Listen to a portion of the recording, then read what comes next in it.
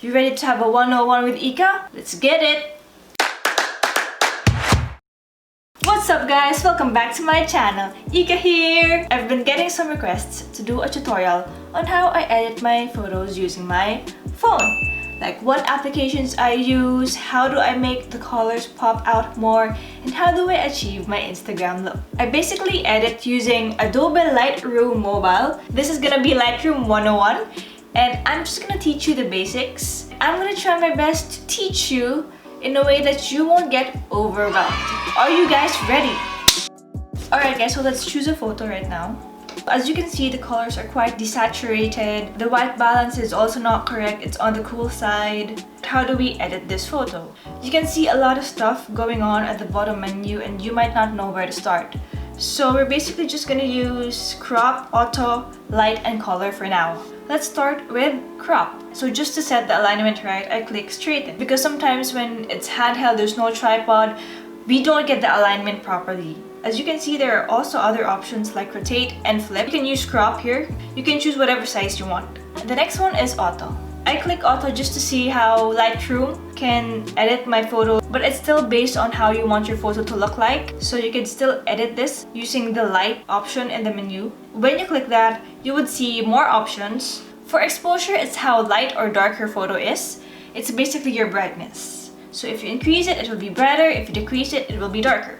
Now in contrast, we're talking about tones. If you have high contrast, you have dark shadows and white highlights. Your black areas are darker and your white areas are going to be brighter. And when you have low contrast, it looks flat, the colors are soft, it's more on the gray area. I don't usually edit the exposure and contrast right away unless I use auto. What I do is I set my highlights and shadows first. So what are highlights and shadows? As you can see, when we pressed auto, the highlights were decreased. Highlights are brightest areas of your photo.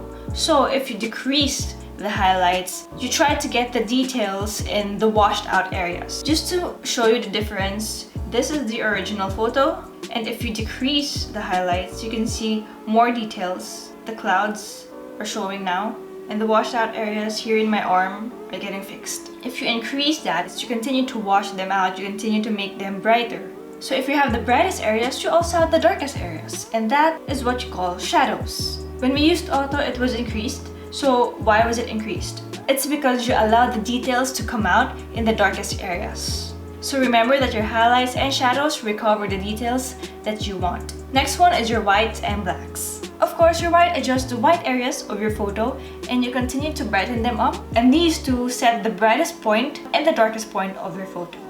This is the only time I edit my exposure. And if I do, it's very minimal.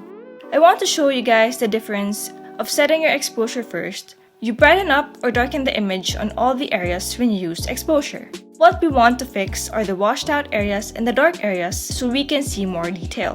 When you set those two, there are times that some white and black areas are starting to look pale and they become grayish. To set them right, we increase the whites and decrease the blacks. We get to adjust those areas without affecting parts of the image that are already properly lit. So with just a little adjustment in the lighting, we can see a huge difference already. Now if you want to see the original unedited version, you just have to press your screen and it will show. And release it to show the edited version. Now let's go to the color. When you click color, the first thing that you will see is white balance. So what is white balance? The warmness and coolness of your photo. The color white will actually appear white in your rendered photo and not on the bluish white, not on the off-white, not on the yellowish kind of white. Do you get what I mean? Now you can also set it into auto, but this is too warm for me, so I'll be adjusting them. You have temperature, tint, vibrance, and saturation. So where do you start? Alright, so temperature, it's adjusting how cool or warm you want your photo to be. Now if you go on the cool side, that means it's gonna be bluish. If you go on the warm side, that's gonna be yellowish. Tint, on the other hand, adjusts your green and magenta or red. Now we're gonna go set that right.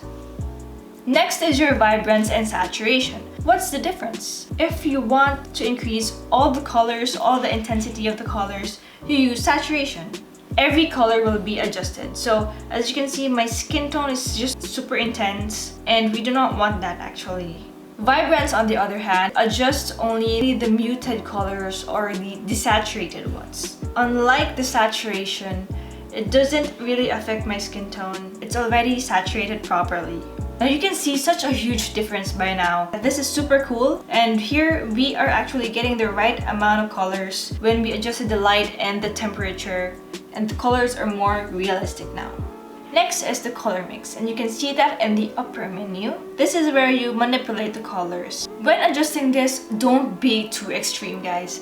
I know you can get pretty excited. You can edit the colors and change the colors depending on what you want. Get the right combination and make it look realistic. You still have a couple of terms here: hue, saturation, we have discussed that, and luminance. Now hue, you basically just change the color of this, as you can see.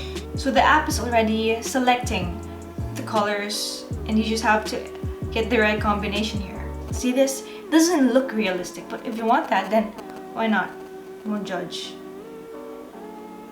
Again, saturation is how intense that color will be. Next is your luminance, how light or dark that specific color will be. I want to adjust the clouds just to make it more saturated.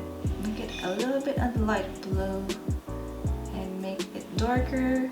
You can adjust the trees, the leaves, and make it more saturated so they don't look dead.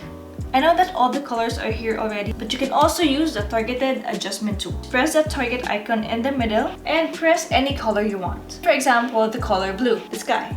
Drag your finger to the left, to the right, sideways. Just drag it sideways, and the colors will change depending on how you want it to look like. You can also do that in your saturation, in your luminance, and in other colors.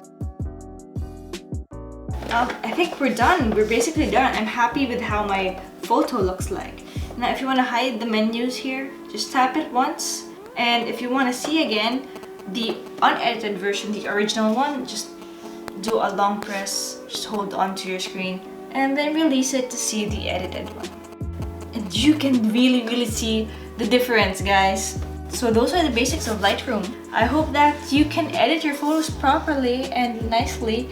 Don't put it into trash. Try to edit it and try to save your photos. Next time, I'll be sharing other applications I use for my filters and other editing stuff. I use other apps to get my filters and edit furthermore if I want to, just to get the correct look for my Instagram.